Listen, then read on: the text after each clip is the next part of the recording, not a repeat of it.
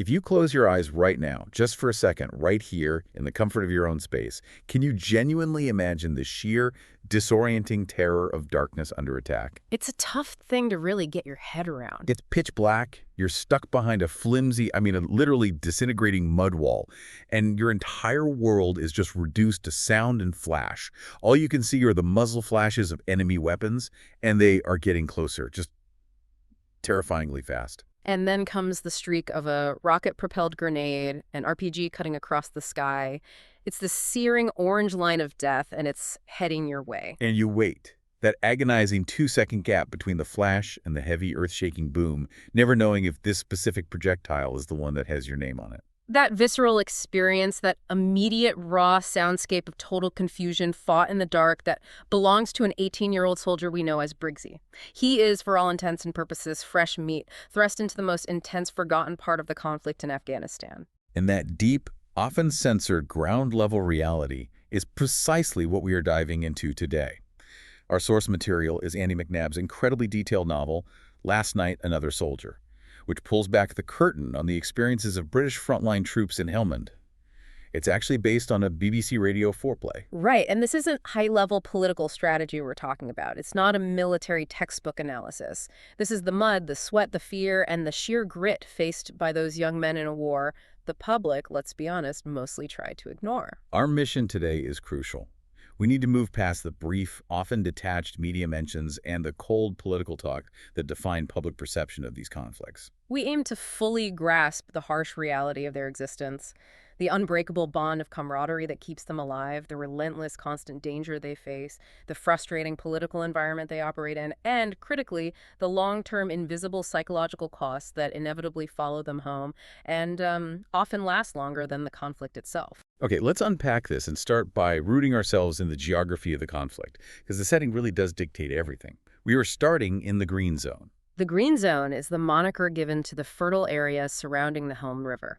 And this is not the dry, dusty desert warfare that I think a lot of people associate with Afghanistan. No, not at all. This is hundreds of miles of lush, green fields, thick with choking maize, and critically, fields of poppies. This is the heart of the conflict we are discussing.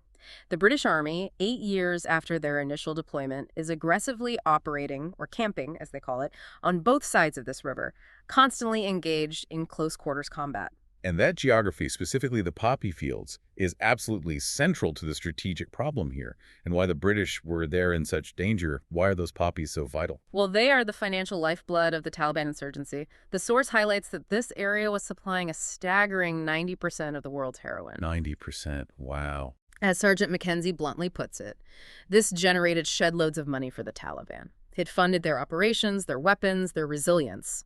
The entire British mission was, at its core, designed to choke off that massive financial engine. So the strategy sounds simple enough, at least on paper. Stop the flow of cash, stop the Taliban. The strategy they were meant to execute was adopted from the Americans. Clear, hold, and build. That sounds like a long-term nation-building goal, doesn't it? It does, but the source makes it brutally clear that it was an aspirational goal, that, it quickly became a practical impossibility. Right. The initial aim was to clear the Taliban out, hold the area long enough to stabilize it, and then theoretically allow the local farmers to switch to legitimate crops, thus building trust and stability. But the constant flow of insurgents made the hold part of the strategy a bit of a joke. How so? The moment they cleared an area, the Taliban simply kept on coming out of the maze, using the incredibly dense fields as cover, which made any kind of stabilization virtually impossible. That immediately sets up this profound sense of disillusionment felt by the young soldiers on the ground.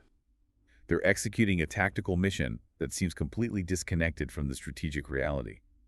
And nowhere is that reality sharper than in Briggsy's first contact. Briggsy is, as we mentioned, the definition of green. He is 18 years old and has been in Afghanistan for only 3 weeks. He had practiced all the motions, the drills, the firing, the tactical movements back in the training barracks in Catterick.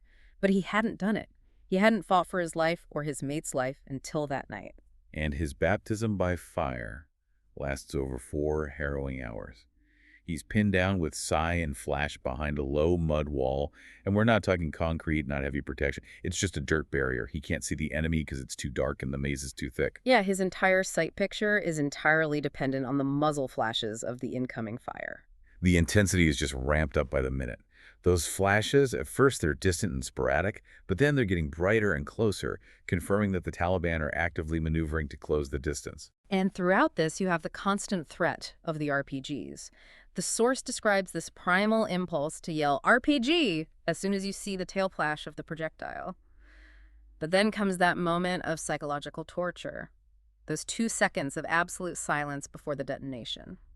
You wait, counting. Right. 1 Mississippi, 2 Mississippi, and then the explosion, just hoping it wasn't close enough. And the conflict pushes into absolute, terrifying close quarters. Briggsy can hear the enemy, not just the weapons, but the actual men. The Taliban are hollering and shouting from the other side of the mud wall, just feet away. They're trying to take a British soldier alive. Briggsy, Psy, and Flash are firing into the dark at those rapidly appearing muzzle flashes, trying desperately to keep them from breaching the wall. And this is where the inherent mechanical frailty of war hardware steps in to create a moment of pure personal catastrophe for Briggsy. In the middle of this high-intensity, life-or-death, close-quarters combat, his SA-80 rifle experiences a stoppage. It jams. A failure that demands immediate physical attention when every single millisecond matters. He has to drop behind the wall to clear the weapon. I mean, think about the sensory overload here. Overwhelming. The sound of incoming rounds slamming into the dirt just above his head, the smell of cordite and dust filling his nostrils, and a sheer terror that he is now momentarily defenseless. He has to cock the weapon, trying to free the stuck round. And the detail here is just stunning. It's what grounds the experience. Huh. He describes the hot metal of the working parts actually burning his fingers as he desperately fumbles and digs at the spent, empty case that is now blocking the rifle chamber. This isn't a drill where he can calmly execute the action. This is a frantic, painful fight against machinery and his own panic, trying to restore the one essential tool he has for survival while enemy voices are screaming just over the wall. He manages to clear the stoppage, but while he is fumbling with that essential burning piece of metal, the immediate crushing price of that engagement hits home, forcing him to re-enter the world as a survivor. It is a moment of horrific, sharp clarity. Just as Briggsy gets his weapon back into the fight, he hears that sickening combination, a piercing scream and a dull thud. John, who is carrying crucial ammo boxes, has been hit. He's fallen into the mud, his screaming echoing through the brief lull and fire. The moment Briggsy spins around, he knows it's John. The screaming is the first indicator of severity, and Toki, the corporal and patrol leader, immediately uses that sound to classify the casualty when he calls in MERT, the medical emergency response team. Toki classifies him as a T1 casualty, Tango 1. That means critical, they are losing him, and speed is everything. Right. Flash, the oldest man in the patrol, immediately snaps into action, administering first aid, plugging holes, and pumping John with morphine and fluids. For a desperate moment, Briggsy holds on to a thin thread of hope. As long as John is screaming, he's breathing, he's still fighting. But the grim inevitability follows quickly. As Flash works frantically, the screaming starts to die down, becoming weaker, eventually just ceasing altogether. John is eventually no longer screaming or breathing. That terrible, heavy silence after the desperate struggle is the grim reality Toki has to report up the chain of command. And this immediate loss forces us to pause and examine the complex collection of men who make up this small 8-man patrol, because their individual profiles really explain the depth of the loss and the fragility of their mission.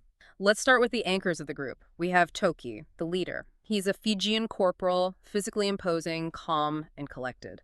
He's described as having hands like shovels. He provides that necessary anchor of command and composure in the chaos. He joined the army, as the lads often laugh, to make his fortune. Then there is Flash. Flash is crucial because his motivation speaks directly to the economic landscape back home. He is much older than the others, gray-haired, and he is a territorial army soldier, a reservist. So he's part-time, essentially. Exactly. He's deployed not out of passion for military life, but because he was made redundant, lost his house, and is fighting out here just to pay bills and support his wife and 2 boys back home. One son needs a massive student loan, the other is getting married. He is the definition of a soldier deployed out of stark financial necessity during an economic recession. It's a job, but one with the highest possible stakes. Yeah. Then you have Psy, the scoutmate. White blonde hair, still dealing with zits, only a year older than Briggsy, but burdened by a much more complex home life. Right, he's married to a Polish woman, Anna, and they have a 6-month-old baby, Jacob. The critical detail here is the timing of their marriage. Why is that so important? He was absolutely determined to marry her before his deployment, the reason, so that if he was killed in action, his son would officially have his name. Wow. That speaks volumes about the constant awareness of mortality these young men carry. Every single action is measured against the possibility of death, right down to the legal status of their children. And finally, John, the casualty. From Peckham, remembered by his mate simply as a good laugh, he is instantly transformed from a living, breathing comrade into a collection of personal effects and a set of duties that must be performed by the survivors. And those duties begin immediately. There is no time for mourning, no extended decompression period. They are straight back to the 8-man tent at the FOB, the Forward Operating Base, to clear John's kit so it can be shipped home.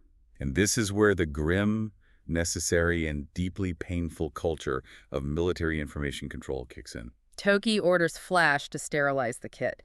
And this is where the conversation turns difficult. Flash has to read John's personal letters, his blueies, the thin airmail letters sent back and forth. Why? To do what? To ensure his wife, Julie, doesn't find letters from some other woman. Oh man, that's a profound violation of privacy. It is, but it's done out of a terrible, misplaced empathy.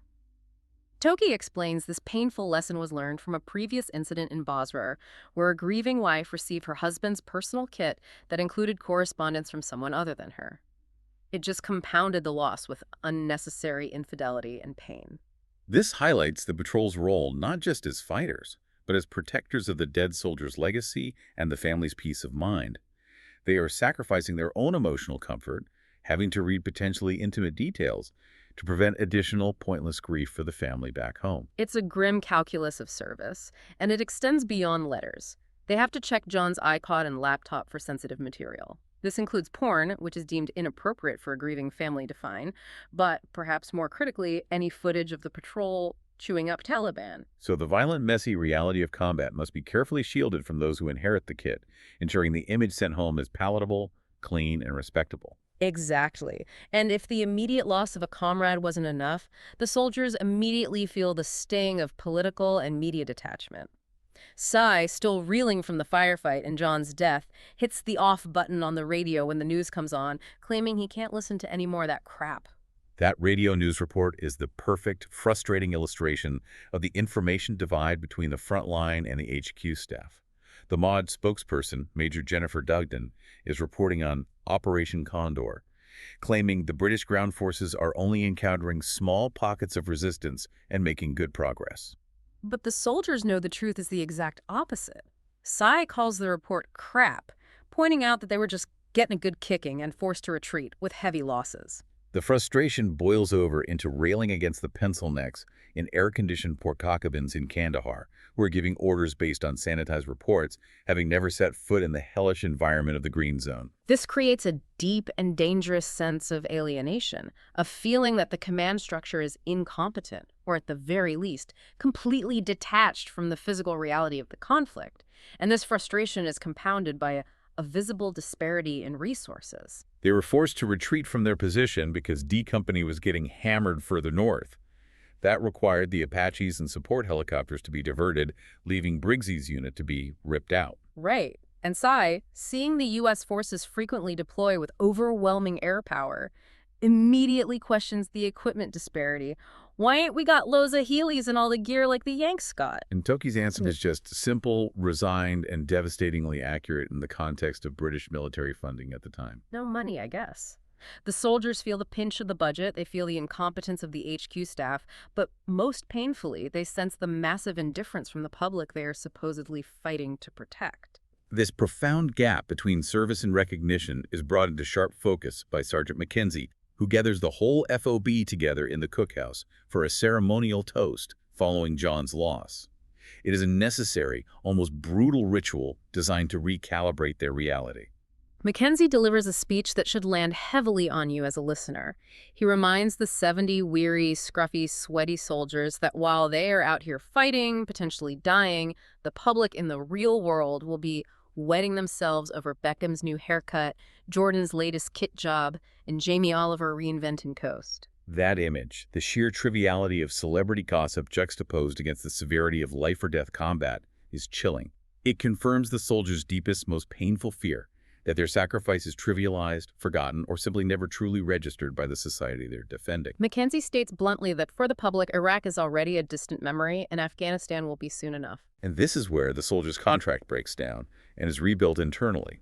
Mackenzie tells them the burden of remembrance falls entirely to them. It is up to the soldiers, and only the soldiers, to keep their mates' memories alive because they're one of us. The public won't do it. The media won't do it. Only the men who served alongside them can honor that sacrifice. The ritual itself is somber, and the detail is grounding. All 70 soldiers toast Rifleman John Helmand with cans of alcohol-free Heineken, raising their glasses to the 16th casualty in the battalion's tour so far. 16 men lost, yet the public discourse is focused on reality television and celebrity mishaps. And the cynicism of the soldiers is then immediately validated later in the cookhouse. A news report is played, which briefly mentions the latest soldier casualty, and the casualty is shoved between a slapper and a dog. It's positioned between a celebrity overdose story and one about a talking dog. 10 seconds of coverage for a man who died defending the strategic goals of the nation. The trivialization is complete and undeniable. It solidifies that unwritten belief that the civilian world is fundamentally disconnected from the severity of what is happening in the green zone, which makes the bond between the soldiers, that internal contract, even more critical for their survival. Let's shift now to the immediate physical and psychological toll. We can start with Briggsy's personal injury, which provides a moment of necessary black humor before the heavier psychological reality sets in. Briggsy is ordered to the medical center by Sergeant Mackenzie, which is a sign of the sergeant's protective nature. Mackenzie calls him out for trying to be the Terminator and insists he sees Corporal Rankin Emma. And the moment he's lying bare-arsed on the bench, embarrassed, is the first real moment of levity in a while. He tries to distract Emma by asking about her music, but she quickly gets down to business, diagnosing his injury. The diagnosis confirms Briggsy's deepest embarrassment. He's been well and truly shot in the arse. A nicked wound, but a bullet wound nonetheless. It went in and out in less than, what, a centimeter? The fear of being the butt of the barracks joke is immediate and overwhelming. Briggsy immediately begs Emma desperately not to tell anyone. He's terrified of the immense, relentless piss take he will receive from the lads for the rest of the tour. He's pleading for confidentiality, invoking her professional ethics. Emma initially promises she won't be that cruel. But when Briggsy nervously asks about her hippie-o thing, she laughs and immediately admits she told everyone. Her justification is perfect military humor. She claims she hadn't taken an oath and that the story was simply too good to keep to myself. It is rough, often cruel humor, but it serves a vital purpose. It bonds them through shared humiliation and prevents them from taking the trauma too seriously. But this light moment quickly shifts to a direct confrontation with mortality. Because Briggsy is immobile, he is forced to see a large black rubber body bag in the corner of the tent. It's John. Mert hadn't been able to fly him out yet due to the persistent lack of spare hillas, which were diverted elsewhere. Briggsy asks to see him, desperate for some kind of closure, but Emma wisely advises him to remember him as he was. She does eventually relent, opening the zip just enough for him to see John's face, which is now gray and looks weird. But because Briggsy is effectively grounded and has just endured major trauma, Emma uses the time to deliver a mandatory potted post-traumatic stress disorder lecture. This lecture is a critical pivot point in the narrative. She outlines the common symptoms: nightmares, mood swings, anxiety, problems with alcohol and drugs, isolation, random violence, and sexual problems. And Briggsy, being a tough 18-year-old, protests that he is not a jellyhead. He's trying to dismiss the idea that he could be affected. But Emma's most profound and critical point is about the delay. She emphasizes that PTSD often takes years to develop. It may not manifest until the soldier is out of the army, settled down, married, and raising children. It's an invisible, ticking time bomb carried home from the war zone, often exploding when the soldier's at their most settled. And she backs this up with a piece of historical context that instantly elevates PTSD from a psychological weakness to a lethal, delayed casualty of war. She cites the Falklands War. stating clearly that more veterans from that conflict have committed suicide due to PTSD than the 255 soldiers killed in action. That statistic redefines what it means to die in service. The battle doesn't stop just because the soldier left the field. That reframing of conflict where the true cost is paid decades later is sobering. But let's step away from the medical tent and look at the actual reality of life at the FOB, the mundane, often disgusting details that define their day-to-day existence. FOB life is governed by two things: protection and utility. The base is a square fort made primarily of heskos, those huge wire-framed baskets filled with local sand and dirt, stacked high for protection against IDFs, indirect fire like rockets and mortars. Right, and crucially, the soldiers don't sleep in the HESCO buildings because they would quickly overheat. They sleep in tents surrounding them to stay cool, as there's no air conditioning. Amenities are basic, functional, and loud. Generators hum constantly to power the essentials. Charging devices is a constant battle. They use solar power monkeys to charge iPods and laptops. Power is limited, they rely on powdered milk. And there's the constant collective lament of deprivation. They'd murder your granny for a cold Coke because they lack fridges for drinks. Their only guaranteed link home is 30 minutes of free phone calls weekly. And hygiene becomes an obsession, enforced rigorously by Mackenzie. British soldiers are half-jokingly said to have the cleanest hands globally because constant hand-washing is enforced aggressively to prevent outbreaks of the squirts and shits, which would quickly incapacitate an entire company. Mackenzie even runs a grim betting pool on which platoon will fail first and succumb to the gastrobug. The food hierarchy is also specific. Riflemen are fed first, followed by NCOs, and officers eat last, an advantage of being low-life, as Briggsy observes. They have cooks, like Cookie, who work wonders with powdered egg and tinned beef, but much of the diet remains ration packs. But the lowest point of FOB life, the single most disgusting duty, connects directly back to their financial motivations. Waste disposal. The turd drums. This detail provides such a clear, immediate link between extreme suffering and practical financial need. I mean, the sheer physical horror of this task. Describe it for us. It is the absolute bottom of the barrel. The latrines are basic. 50-gallon oil drums cut in half for squatting. Once these drums are full of human waste, they must be disposed of. Riflemen earn a desperately needed 35 extra a week for volunteering for this task. Which is burning them. Burning the massive drums using jerry cans of fuel. You have to imagine the stench, the suffocating heat of the Helmand sun, and the horror of igniting 50 gallons of human waste with gasoline. It's a job of overwhelming physical degradation, but that 35 pounds provides a powerful, tangible motivation. And those financial goals are remarkably specific and human. They are entirely focused on what they believe will grant them dignity and status back home.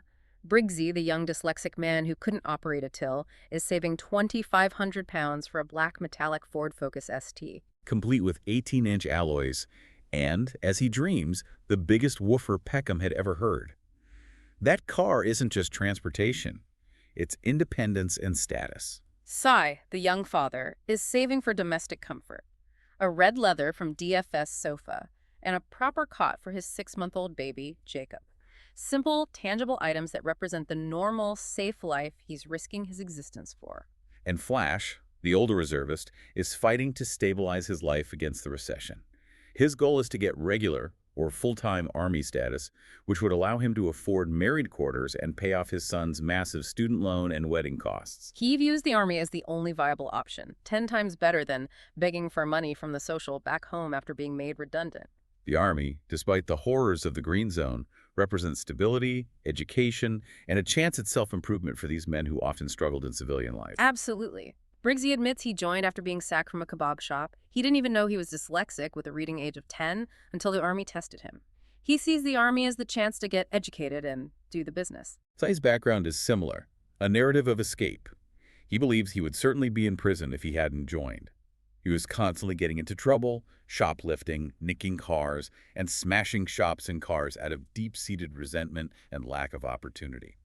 The Army effectively channels that destructive energy into a mission, providing him with structure and a future. They ran toward the conflict as a chance for a better life, but that decision immediately comes with an extreme psychological cost, forcing Briggsy to confront his deepest fears after the loss of John and the knowledge he gained about PTSD. Briggsy admits his profound fear to Toki. He doesn't want any time alone to think. The silence is suffocating. He's terrified that next time out, he'll start flapping, or let his mates down, worrying that his survival in the first firefight was just luck. And Toki, the calm Fijian corporal, recognizes this immediately as the core of every soldier's fear. Not external enemy fire, but internal self-doubt. To counter Briggsy's fear, he shares his own first kill. Right, which occurred in Basra when he was also 18. This is a moment of deep shared vulnerability. Toki's story is a terrifying illustration of primal combat. He was involved in a close-quarters situation, a knife fight down a staircase with an Iraqi man who was screaming and spitting in his face. Toki couldn't get his rifle up and had to resort to his bayonet. He describes the gruesome reality of having to stab the attacker 4 or 5 times in the neck until he died on top of him, soaking Toki in blood. That experience, shared in detail, validates Briggsy's trauma. And Toki gives him the ultimate philosophical antidote to that fear, one that becomes a mantra for the patrol. The philosophy is simple, rough, and rooted in radical acceptance of mortality. It's encapsulated in one word: bollocks. Bollocks. Toki explains the reasoning. When I'm out there and it's all kicking off, I reckon I'm probably dead anyway, so anything I do to stop that from happening to me or my mates is a bonus. It's a brilliant psychological mechanism. By accepting the likelihood of death, you remove the paralyzing power of fear, freeing yourself to act without reservation for the sake of your mates. That acceptance becomes courage. Briggsy immediately internalizes that lesson and uses his newfound resolve to address another major internal conflict: his deeply fractured relationship with his estranged absentee father. He calls his mother the Oxo Mum persona, who is instantly worried, sick, and angry that he even mentioned his father. His father was an abusive alcoholic who had served in the Falklands War on a ship that got blown up. Briggsy forces a moment of breakthrough during the call. He asserts his choice to be a soldier, telling his mother, "I'm a man now, Mum. I'm proud of myself," confirming that she did a brilliant job raising him despite the chaos. But the crucial, painful confession is his next step. He'd actually written a letter to his dad about PTSD. That letter, spurred by Emma's lecture about the delayed effects of combat trauma, opens up the old family wound. Briggsy suggests that his father's decades of drinking and violence may have been a direct, unaddressed result of the combat stress from the Falklands. It's a way for Briggsy to apply the brutal knowledge gained in Afghanistan to heal his civilian life.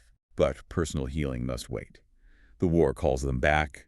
The patrol is quickly surrounded and outnumbered in the green zone again, and their tactical situation is desperate due to severely depleted ammunition. Their situation is dire enough that Toki has to admit to Mackenzie they're down to bare bones, they've run completely out of rifle ammunition, and they only have about half a pistol magazine left, roughly 6 rounds each. They're pinned down, and the Taliban are actively coordinating to overrun their position before dawn. Mackenzie promises that 2 Apache helicopters will be there in 30 minutes to provide fire cover. Their only order is to stand their ground until then. But as dawn approaches, they realize they have to move and break the siege, even with virtually no bullets left. The decision is made. A bayonet charge. Toki gives the final terrifying order: fix bayonets. Briggsy had only ever practiced screaming at sandbags in Catterick, but now he must use the bayonet, the ultimate, terrifyingly close-quarters weapon, for real. Toki provides detailed clinical instructions on how to use the weapon effectively, stripping away the panic and replacing it with focused action. He tells them to aim for the center, keep your body weight behind the weapon, take him down, leave him dead or alive, and just keep moving on. This is the ultimate primal test of Toki's bollocks philosophy. The charge begins at first light, moving slowly and quietly through the 8-foot-high maize fields. The stress is immense. Every rustle, every snap of straw makes Briggsy flinch. But the silence quickly shatters into total chaos. They've spotted. C screams, "Contact right," and then the immediate brutal blow. Flash is hit. Toki screams that crucial tactical order: "Keep moving, he's dead, go, go." Briggsy keeps running, jumping over Flash's body, which is face down and quickly soaking in blood. The training overrides the shock. Briggsy is immediately thrust into his own personal, horrific, close-quarters combat. A tally is a meter away. Briggsy lunges, bayonet first, feeling the resistance of the chest and skin before the blade squelches in. He notes that the blade gets stuck in the ribs, and he and Sai have to pull together, wiggling and twisting, to free the weapon from the corpse so they can continue the charge. This is the messy, sticky, resistant reality of bayonet combat, far from the clean choreography of training. But the critical, transforming moment of heroism happens next. 4 Taliban sprints out of the maze, heading straight for Toki, who is trying desperately to carry Flash's body out of the line of fire. And they are not shooting. They're running in close because they are trying to take him alive. a fate Toki knows is worse than death. This attempt to capture breaks the final barrier in Briggsy. He sees his mate being dragged away. The self-doubt and the fear of flapping vanish completely. He unleashes the mantra, screaming "bollocks" at the top of his lungs, and charges into the four men, with C following right behind him. Briggsy becomes an unstoppable driven force. He crashes into the tall, tally, dragging Flash, plunging his bayonet into the man's chest like butter. Then he sets his sights on the next attacker, ramming the bayonet into his neck, shredding his windpipe and silencing the man instantly. The final attacker turns and vanishes into the maze. The rescue is complete. The Apaches arrive moments later, finally providing the promised fire support, hosing down the maize field with 30mm cannons. And Flash, miraculously, is alive but badly wounded, with a big hole ripped out of his thigh. Toki is battered but relatively unscathed. Briggsy is euphoric, pumping his arm in the air, screaming, "We made it! We all made it! We won!" The Chinook, the Mert helicopter, is arriving. Briggsy is laughing, enjoying Toki's high praise for his courage and transformation. Toki throws him a blue smoke grenade to mark the location for the pilot, 20 meters from the ditch where they fought. And this is where the story pivots from triumph to its ultimate, arbitrary, crushing tragedy. As Briggsy walks to throw the grenade, feeling invincible, he hears a faint, almost innocent sound underneath his boot. A click. It is not a massive IED explosion, not a spectacular Taliban weapon, but a small, muffled blast throwing up dirt. It was a legacy mine, buried years ago, probably by the Russians during their occupation. Briggsy loses most of his right leg in the blast. But the tragedy doesn't stop there. Toki is killed instantly. The explosion throws a shard of rock up at supersonic speed, which flies straight into his chin, slicing up and through his brain. The man who taught Briggsy to conquer fear, who lived and died by the ethos of fighting for his mates, is gone in a senseless instant of debris and arbitrary bad luck, minutes after the greatest triumph of the patrol. The relief, the sense of victory, the triumph of having beaten the odds in the bayonet charge, all of it is instantly erased by the arbitrary reality of war, which is often far less dramatic but far more final than the firefight itself. 2 months later, Briggsy is back home in his old room, surrounded by his Chelsea posters and pictures of his mates. He is now an amputee, facing life with most of his right leg gone. The trauma continues, but life moves on for his surviving comrades. Flash, the economic soldier, is recovering well, still in pain, but fit enough to stay in the army, and crucially, enjoying his new married quarters, the purpose he risked his life for. Cy is still at the FOB, burning turd drums for his red leather sofa and sending moony pictures in the airmail.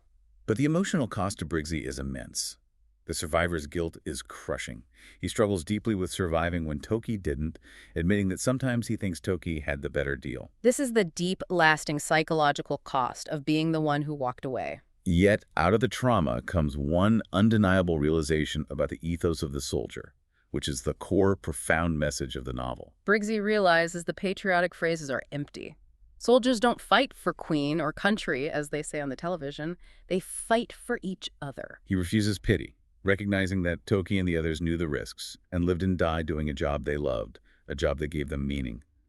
His final, unshakable self-identification is clear. Once a soldier, always a soldier. And crucially, the positive legacy of his service isn't a medal or the Ford Focus he's now saving for.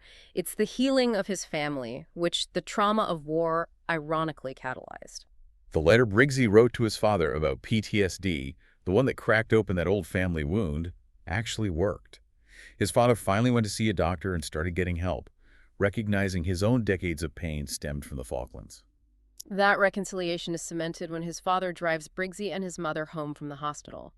There is genuine hope that the brutal knowledge gained in the Green Zone has finally brought reconciliation to a family fractured by the same trauma decades earlier. This deep dive has pulled us through the immediate, visceral intensity of frontline combat, the terror of the SA-80 stoppage, the shock of John's death, and the absolute terrifying necessity of the bayonet charge.